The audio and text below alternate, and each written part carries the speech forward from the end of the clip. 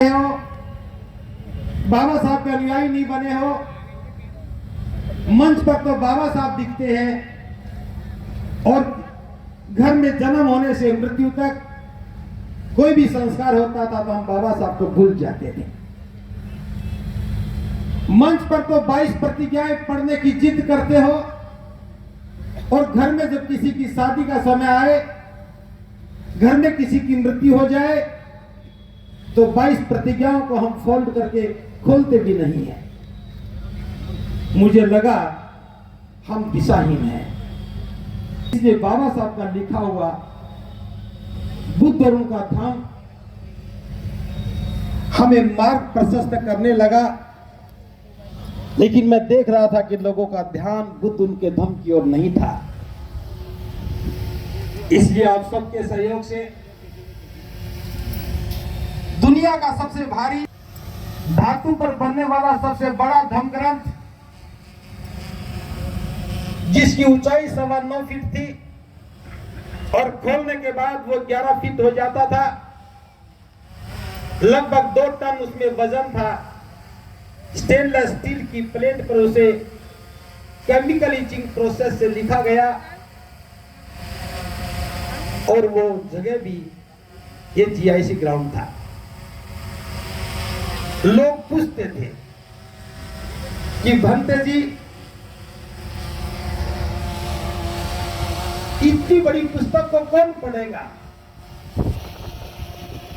तो मैंने बताया, जो आज फिर बता रहा हूं, इस पुस्तक को जब हजारों वर्षों के बाद दोबारा से कोई सभ्यता विकसित होगी वो पढ़ेंगे,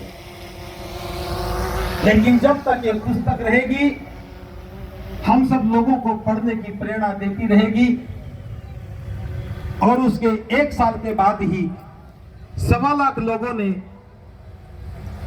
इससे जो दूसरा ग्राउंड है काफी बड़ा है, कोठी मीना बाजार में एक साथ बुद्ध और उनके धम्म ग्रंथ को पढ़ा तो समझ में आया कि बुद्ध और उनके धम्म ग्रंथ के बिना हम बुद्ध के धम्म को नहीं समझ सकेंगे।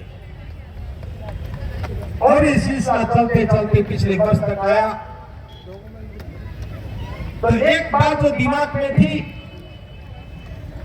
बाबा साहब इस तंबू के बंबू को खोज रहे थे, जो बुद्धाकार जी ने भी बताया। बाबा साहब कह रहे थे, आगरा में आके कहा था मैं बूढ़ा हो चला हूं, मेरी आंखें खोज रही हूं उस नौजवान को जो मेरे द्वारा बनाए गए तंबू का बंबू बन सके। मैं बूढ़ा हो चला हूं, शरीर जर्जर हो गया है, एक दिन मैं दुनिया से चला जाऊंगा और जब मैं दुनिया से चला जाऊंगा तो तंबू मेरे सहारे खड़ा हो, कभी गिर ना जाए। मैं ढूंढ रहा हूं उस नौजवान को जो तंबू का बंबू बन जाए। बाबा साहब यहाँ के तंबू के बंबू को खोज रही थी और हम लोगों ने अपने अपने तंबू बना दिए, उसके बंबू बन गए। हमने अपने संगठनों को तंबू बना लिया, उसके अध्यक्ष बनकर के बंबू बन गए। जो लक्ष्य बाबा साहब ने तय किया था हम उसको करना भूल गए। हम बहुत नहीं बने, नजर नहीं आए। बाबा साहब 18 मार्च 1976 को आगरा आए। 9 महीने के अंतराल में बाबा साहब की दुनिया से जाने के बाद आगरा के लोगों ने, एक साथ 3 लाख लोगों ने, 5 लाख लोगों ने बौद्ध धर्म की शिक्षा की। वो जनवरी 5 का दिन था 1957 में। 5 जनवरी को या 3 जनवरी को 5 लाख लोग बौद्ध बने। उसके 2003 के बाद 3 लाख लोगों को बौद्ध बने। अगर कुल मिलाकर के मैं बात करूं 5 लाख की बौद्ध बने। आज हमें 500 बौद्ध की जरूरत नहीं है। क्यों मदद नहीं आए? ये प्रश्न हमारे सामने है। तो समझ में आया, हमने शिक्षा तो दी, हम बहुत बने, अपनी पहचान नहीं बनाई, पुरानी पहचान को छोड़ा नहीं, नई पहचान बनाई नहीं, प्रतीक बदले नहीं, पहनावा बदला नहीं, संबोधन बदला नहीं, तो बौद्ध कैसे बनेंगे? फिर तो मैं भिक्खु की ओर देखने लगा, भिक्खु बहुत बने, लेकिन वो सारे के सारे संस्कार करवाने लग गए। पुरोहित का काम भिक्खु करने लग गए। किसी ने मांग में सिंदूर भरा तो किसी ने बिछिया पहनाने का काम भी किया। जो काम नहीं करना था वो भिक्खु करने लगे। एक एक को रोकना संभव नहीं था। जरूरत थी एक आचार संहिता की, और उस आचार संहिता पर काम करना शुरू किया। 15-16 जून को 2 दिन का जयपुर में एक कार्यक्रम रखा। पूरे देश के प्रतिनिधि आए। बौद्ध आचार संहिता को ड्राफ्टिंग को अंतिम रूप दिया, और 11 नवंबर 2024 को गौतम बुद्ध विश्वविद्यालय गौतम बुद्ध नगर में इस बौद्ध आचार संहिता का विमोचन किया। उस समय हम मात्र 2500 प्रतिनिधि बुला पाए,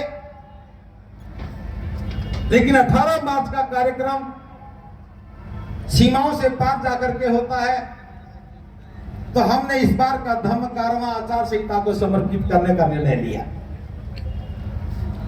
लेकिन निर्णय लेने के बाद एक परिस्थिति बदली। आदरणीय आकाश लामा जी, जो कि दार्जिलिंग के रहने वाले हैं, उनके नेतृत्व में भिक्खु प्रज्ञाशील महाथेरो जी और बहुत सारे भिक्खु मिलकर के ऑल इंडिया बुद्धिस्ट फोरम बना करके इस देश के एक बहुत ही महत्वपूर्ण विषय को अपने हाथ में लिया। और मैं थोड़े शब्दों में बता रहा हूं। हम बौद्ध होने की बात तो करते रहे, लेकिन हम बुद्ध की ओर नहीं देख पाए। जिस देश से चल करके श्रद्धेय भिक्खु पी शिवली जी हमारे बीच में बैठे हैं,